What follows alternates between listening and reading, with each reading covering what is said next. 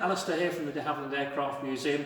We've already talked about this aircraft, which is the de Havilland Hornet Moth, and I told you about the story of Thomas Sneum, who flew a Hornet Moth out from Denmark during the war. When I was doing some research the other day, I found a couple of other interesting facts about that escapade. First of all, that Thomas Sneum and his colleague were going to, part of the reason they wanted to come out and escape to Britain was that they had managed to take some secret film of the operation of a German radar station in Denmark, and they desperately wanted to get that out to the British Secret Service.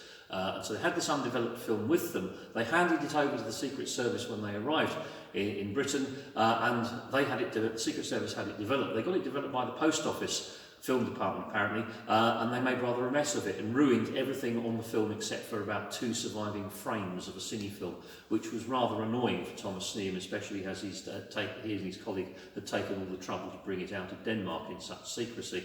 The other thing that upset them rather was the way in which they were treated, as we went into in the last film, but eventually Sneum and his colleague were able to get out and join the forces. They joined, Sneum himself joined the Royal Air Force, and the thing I wanted to find out and tell you about really was he actually became a Mosquito pilot. So he spent the rest of the war flying Mosquitoes. Now certain people within the Secret Service felt rather bad about the way he was being treated, and at the end of the war, when Denmark was liberated, it was arranged that he would lead his squadron of Mosquitoes into Copenhagen, and they would be the first Allied aircraft to land at Copenhagen Airport after the liberation of Denmark.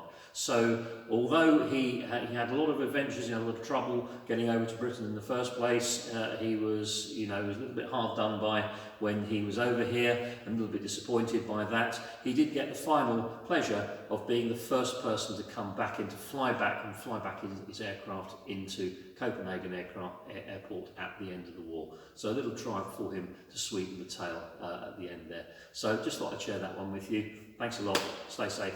Catch you on the next one.